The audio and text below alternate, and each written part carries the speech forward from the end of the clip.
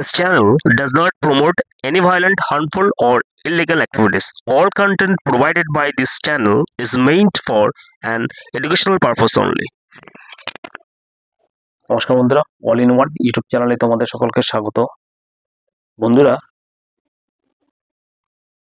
আমাদের সোসাইটির যে মোরাল ডিগ্রেডেশন, নৈতিক অবক্ষয়, সে অবক্ষয়ের অনেকগুলো কারণ বর্তমানে দেখা দিচ্ছে এবং ছোট ছোট ছেলেমেয়েরা স্কুল, কলেজ, ইউনিভার্সিটি বাদ দিলাম, কিন্তু স্কুলের ক্ষেত্রে যাদের বয়স 12 বছর, 13 বছর, 14 বছর, 7, 8 এবং 9, 10-এ পড়ে, এই সমস্ত ছেলেমেয়েরা এখন বর্তমানে পড়াশোনার থেকে সোশ্যাল মিডিয়া তো তাদের একটা অ্যাডিকশন রয়েছে, সঙ্গে এরা সোশ্যাল মিডিয়া দেখে যে একটা জঘন্যতম নিকৃষ্ট কাজ করছে, যে কাজের ফলে তাদের পরিবার পুরো ধ্বংস হয়ে যাচ্ছে এবং নিজের জীবনও ধ্বংস হয়ে যাচ্ছে। সেই কথাটা কেন বলছি বন্ধুরা, আরামবাগ মহকুমায় এই 1 মাসের মধ্যে দিয়ে প্রায় 100 নাবালিকা নিখোঁজ, যাদের বয়স 12 থেকে 21 বছরের নিচে। 12 থেকে শুরু 21 বছরের নিচে তাদের বয়স, স্কুল পড়ুয়া যে সমস্ত বালিকারা, তারা নিখোঁজ। তোমরা জানো সরস্বতী পুজো গেছে, এই সরস্বতী পুজো নিয়ে অনেক কিছু হয়েছে, তার ভিডিও আমার কাছে আছে। কিন্তু বন্ধুরা, সরস্বতী পুজোর নামে অনেক নোংরামিও কিন্তু চারদিকে চলেছে, বিভিন্ন পার্কে, মাঠে, ঘাটে, সিনেমা হলে, বিভিন্ন রকম আমরা দেখেছি। সরস্বতী পুজো হচ্ছে দেবী সরস্বতী মায়ের আরাধনা, বিদ্যার দেবী। সেখানে আমরা প্রার্থনা করব, যেখানে ইনস্টিটিউশন পুজো হবে সেখানে অঞ্জলি দেবো, প্রার্থনা করব। কিন্তু মা সরস্বতীর নাম করে, সরস্বতী পুজোর করে সেখানে ছেলেমেয়েরা বেরিয়ে যেভাবে পার্কে থেকে শুরু করে মাঠে, তারপরে বিভিন্ন রকমের জায়গায়, সিনেমা হলে যেভাবে নোংরামি এরা করেছে, সেটা একদম ধিক্কারজনক। সেটা তো রয়েছে বন্ধুরা, আর কি। এবং এই সরস্বতী পূজার দিন অনেক বাচ্চা ছেলে মেয়ে, এরা সমস্ত কিছু পালিয়ে গোপনে পর্যন্ত বিয়ে থেকে শুরু করে সমস্ত জায়গায় সমস্ত কিছু করেছে বন্ধুরা। আসলে কিন্তু এরা বুঝতে পারে, এরা আবেগে পড়ে, বন্ধু বান্ধবদের পাল্লায় পড়ে, এরা 16, 17 বছর, 18 বছর, 19 বছর বয়স, এরা কিন্তু একটা বড় একটা আবেগের সিদ্ধান্ত নিয়ে নিয়েছে। কিন্তু যে ভবিষ্যৎ কি হবে, এদের যে ভবিষ্যৎ যে কতটা অন্ধকারময়, এবং কুল কিনারা দেখতে পাবে না এরা, দুবেলা দুটো খেতে পাবে না। সর্বোপরি কি হবে, যে মেয়েগুলো যেভাবে গেছে, তাদের জীবন পুরো একদম ডেস্ট্রয় হয়ে যাবে। তাদেরকে হয় পুলিশ হাতে ধরা পড়লে হোমে যেতে হবে, আর না হয় যদি ধরা না পড়ে কোথাও গিয়ে পাচার হয়ে, বিক্রি হয়ে, সেখানে কিন্তু একটা নরকের জীবন যাপন করতে হবে, যৌন দাসী হয়ে তাদেরকে কাটাতে হবে। কথাটা হয়তো শুনতে খারাপ লাগবে, কিন্তু এইটাই বাস্তব বন্ধুরা। তো এই আরামবাগে প্রায় 100 নাবালিকা নিখোঁজ। পুলিশ সূত্রে খবর অনুযায়ী আরামবাগ মহকুমায় 1 মাসে নিখোঁজ প্রায় 100 বালিকা। সেই সরস্বতী পূজার আগে থেকে শুরু করে, এবং এই যে সামনে যে কি একটা দিন আসছে, ভ্যালেন্টাইন্স ডে বন্ধুরা, এই যে দিনটাকে, এটা ব্রিটিশরা পালন করে এসছে, তার অনেক হিস্ট্রি আছে। কিন্তু এই ব্রিটিশদের এই দিন নিয়ে যেন আমরা বেশি মাতামাতি করি, এবং ছেলেমেয়েরা এই সমস্ত এই দিনটাকে বেশি নিয়ে নোংরামি করে। আর কিছু মিডিয়া আমি দেখলাম, এই সরস্বতী পুজো একটা পবিত্র দিন, যেখানে মা সরস্বতী বিদ্যার আরাধনার দিন, সেই দিনটাকে এরা বাঙালির ভ্যালেন্টাইন্স ডে বলে। এরা এই নোংরা ভাষাটাকে এরা কেন ব্যবহার করে? সরস্বতী পূজা, মা সরস্বতী পুজোটাকে কলঙ্কিত করে এই মিডিয়াগুলো, এবং এরা তো বড় বড় মিডিয়া, এদের কি এরা আবার এই দিনটাকে এরা এতভাবে উস্কিয়ে, ছেলে মেয়েকে উস্কানো একটা, আর কিছু না। এবং এই মিডিয়াগুলো দায়ী বন্ধুরা। আমাদের তো ছোট ছোট ইউটিউব চ্যানেলে এগুলো কেউ দেখে না, আমরা ভালো শিক্ষামূলক আমরা কন্টেন্ট তৈরি করে বলে আমাদের এটা কেউ দেখে না এবং সাবস্ক্রাইবও করে না আমাদেরকে।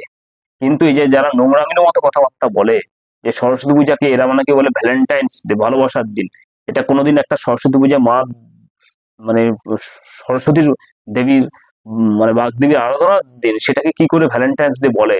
এইটা কোনো মিডিয়ার জাত, এরা কোনো জাত, এরা জাতের মধ্যে পড়ে, এবং ছেলেমেয়েরাও সেই তালে নাচে এবং এই দিনটাকে কলঙ্কিত করে থাকে বন্ধুরা। তো ধিক্কার সে সমস্ত মিডিয়া, সে সমস্ত ছেলে মেয়েদের উপরে যারা সরস্বতী পুজো দিনটাকে ভ্যালেন্টাইন্স ডে বলে থাকে, তাদেরকে ধিক্কার তাদেরকে। এবং যাই হোক বন্ধুরা, এবং এই সরস্বতী পুজোর দিন আজকে অসহায় গার্জিয়ানরা আরামবাগ মহকুমা, শুধু আরামবাগ মহকুমা, পশ্চিমবাংলার প্রত্যেকটা প্রান্তে প্রান্তে এরা, এবং এই যে বললাম যে এইটার থেকে শুরু করে, যাদের বয়স এখন সবেমাত্র 14 থেকে শুরু করে 21-এর নিচে সেই সমস্ত মেয়েরা নিখোঁজ হয়ে যাচ্ছে এবং তারা মানে বিভিন্ন রকমের প্রেমের প্রলোভনে পা দিয়ে দিচ্ছে এবং তারা বিবাহ করে নিচ্ছে।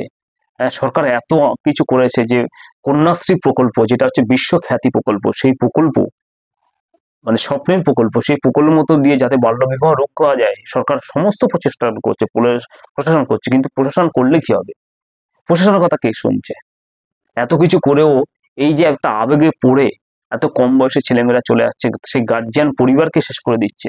এই যে আরামবাগ মহকুমার আর কি এই যে ঘটনাগুলো ঘটেছে, প্রত্যেকটা মহকুমার আরামবাগের প্রত্যেকটা মানে কি বলবো আর কি ব্লকে ব্লকে গোঘাট, খানাকুল প্রত্যেকটা জায়গায় মানে প্রায় 100খানা মেয়ে নিখোঁজ রয়েছে এবং 15 বছরের একটা মেয়ে যার নবম শ্রেণীতে পড়ে সেই ছাত্রের সঙ্গে পালিয়েছে। হ্যাঁ, এইভাবে মানে পুরো চলছে আর পুলিশের কাছে কমপ্লেন লজ করা হচ্ছে, পুলিশও পুরো কনফিউজ, কজনকে খুঁজবে? 100খানা মেয়ে পালিয়ে যাওয়া মানে কতগুলো কেস করতে হয় এবং সেই কেসে পড়লে পুলিশ দ্বিধায় পড়ে গেছে যে কোনটা কিডন্যাপ কেস, কোনটা হচ্ছে পালিয়ে যাওয়া প্রেমের সম্পর্কে পালিয়ে যাওয়া কেস। পুলিশও দ্বিধায় রয়েছে। পুলিশ সারা দিন রাত প্রত্যেকটা থানাতে 2টো করে অফিসার শুধুমাত্র এই মেয়েদেরকে খোঁজার জন্যই কিন্তু সারা দিন রাত পরিশ্রম করছে। সরকারকে অনেকে দোষ দিচ্ছেন, এখানকে তো সরকার বলে রাখেনি যে এই কম বয়সী ছেলেমেয়েরা চলে যেতে, অর্থাৎ তাদের মধ্যে একটা মানসিকতা পরিবর্তন নেই। এবার গার্জিয়ানদেরকে কি করতে হবে বন্ধুরা? গার্জিয়ানদেরকে প্রথম কথা হচ্ছে যে মোবাইলটাকে সিজ করতে হবে। আপনার ছেলে মেয়ে যদি মনে করে যে আগে যারা মোবাইল ছিল না তারা পড়াশোনা করেনি,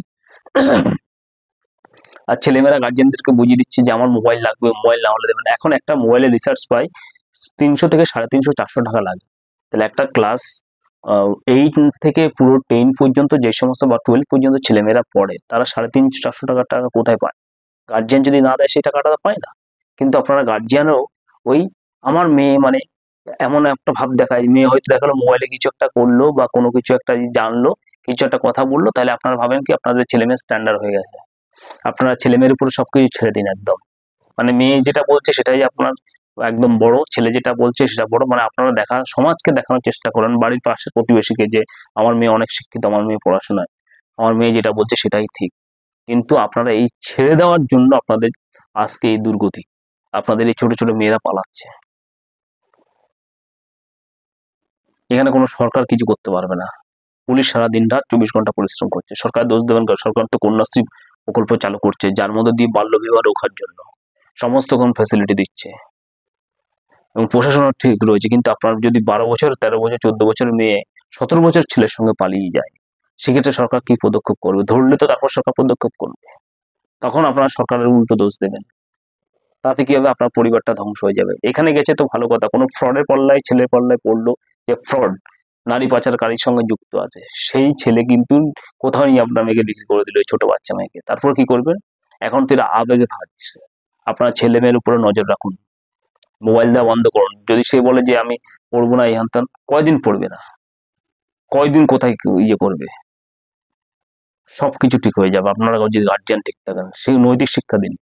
কোথায় ওরা বন্ধু বান্ধব কোন জায়গায় কি করছে সেটা দেখুন। কোনো জায়গায় গেলে আপনারা গার্জিয়ান সঙ্গে যান, কিন্তু আপনারা ছেড়ে দিন। ও মেয়ে স্ট্যান্ডার্ড হয়ে গেছে, মেয়ে এই যে ভাবটা আপনাদের হলো। আগে মানুষ সন্তানকে মানুষ করেনি, আগে তো এই সমস্ত কিছু হতো না। এবং এই যে আর একটা জিনিস, যে এই যে বিভিন্ন রকম অকেশন, সরস্বতী পূজা থেকে শুরু করে আরো যেগুলো, সেই ক্ষেত্রে প্রত্যেকটা ইনস্টিটিউশনের উচিত যে গার্জিয়ান না ছাড়া এলাও না করা।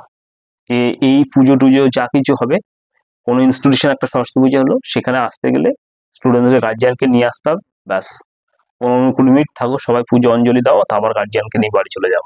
আর গার্জিয়ানরাও এইভাবে করুন, তাতে হবে। এবং ছেলে মেয়েদেরকে মোবাইল দেওয়া বন্ধ করুন। এবং ছেলেমেয়েরা কি কি করছে তাদের ছেলেমেয়েদের বন্ধুদের সঙ্গে আপনার বন্ধুর মতো মিশুন, তবেই কিন্তু আপনার ইনফরমেশনটা পাবেন। নাহলে কিন্তু হবে না। আপনাদেরকে স্টিক হতে হবে, প্লাস বন্ধুত্ব অন্য একটা ভাব গঠন করতে হবে, তবে কিন্তু আপনার পরিবার এবং সংসার আসবে। না হলে কিন্তু এই যে ক্রাইমটা হচ্ছে সোশ্যাল মিডিয়া এবং ইন্টারনেট মধ্য দিয়ে বিভিন্ন রকম সোশ্যাল প্ল্যাটফর্মগুলোর মধ্য দিয়ে, এটা কোথায় কার সঙ্গে যোগাযোগ করছে কোনো কিছু ঠিক ঠিকানা নেই। কিন্তু আপনারা তো সেই খোঁজ নেন না। আপনারা ভাবেন যে আমার ছেলে মেয়ে স্মার্টফোন ব্যবহার করছে মানে হচ্ছে সে স্মার্ট হয়ে গেছে। এই অ্যাটিটিউডটা আপনাদের বন্ধ করুন। ছেলেমেয়ের হাতে সবকিছু আপনারা ছেড়ে দিচ্ছেন একেবারে।